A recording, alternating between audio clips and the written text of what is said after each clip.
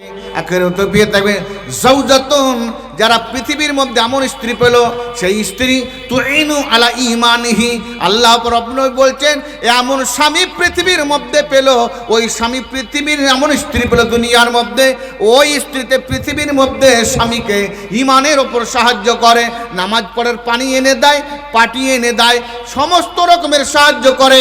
এই রকম স্ত্রী যদি দুনিয়ায় পেয়ে থাকে, আল্লাহ বলছেন এই দুনিয়াতেও পাবে, পরকালেও সেই পাবে।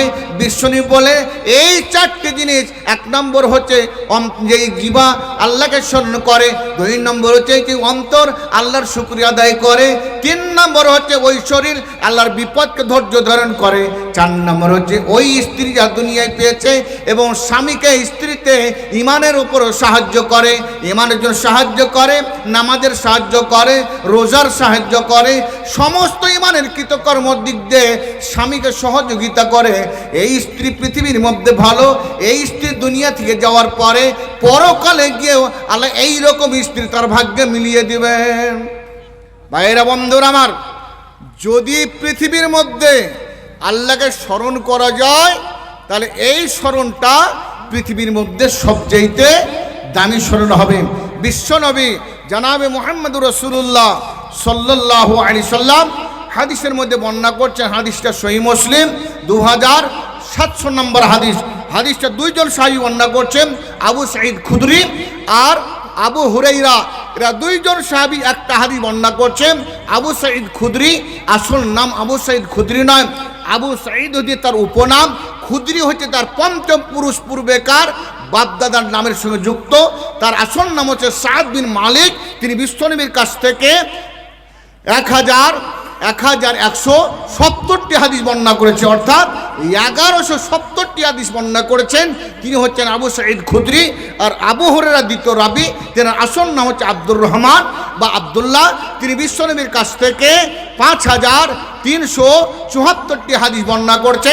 এই দুইজন সাহাবী একটা হাদিস বর্ণনা করে, সহিহ মুসলিমের হাদিস 2700 নম্বর হাদিস। দুজনেই বলছেন অনাবি সাঈদিন আবু হুরায়রা আবি হুরায়রা ক্বালা রাসূলুল্লাহি সাল্লাল্লাহু তাআলা আলাইহি ওয়া সাল্লাম লা ইয়াকউদু কওমুন ইয়াযকুরুনাল্লাহ।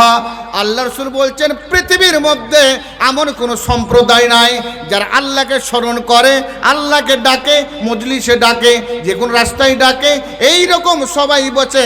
লা ইয়াকউদু কওমুন, এমন কোনো মানুষ তারা কোনো সবাই বসে থাকে না। ইয়াযকুরুনাল্লাহ, তারা আল্লাহকে স্মরণ করে, মনে মনে স্মরণ করে, আস্তে আস্তে স্মরণ করে, গোপনে স্মরণ করে, চোখ মুজে স্মরণ করে, আল্লাহকে স্মরণ করে। এই রকম সভা যদি হয়ে থাকে, আল্লাহ রাসূল বলেন নাজালাত আলাইহিমুস সাকিনা, এই ব্যক্তিদের উপরে পৃথিবীর মধ্যে 4 রকমের আল্লাহর অনুগ্রহ আসবে। এক নম্বর হচ্ছে নাজালাত আলাইহিমুস সাকিনা, এদের উপরে শান্তি আসবে, এদের মধ্যে প্রশান্তি আসবে, এরা পৃথিবীর মধ্যে তৃপ্তিদায়ক জীবনযাপন করবে। এক নম্বর হলো ও আল্লাহ রাসূল। 2 নম্বর আল্লাহ রাসূল বললেন ও তাদের উপরে হাফাতুল মালাইকাত, আল্লাহর অগণন ফেরেশতা তাদেরকে নিজের পরের তলে ঢেকে থাকবে। 3 নম্বর হলো আল্লাহ রাসূল বলছেন ওয়াগাশিয়াতুমুর রহমা, এদের উপরে আল্লাহর তরফ থেকে রহমত বর্ষণ হবে, আল্লাহর অনুকম্পা বর্ষণ হবে, এরা শিশিরের মতো এদের উপর আল্লাহর বর্ষণ হবে। আর 4 নম্বর হলো ওয়াজাকারাহুমাল্লাহু ফিমান ইনদাহু, আল্লাহ পাক রব্বুল আলামিন এই সবাই এই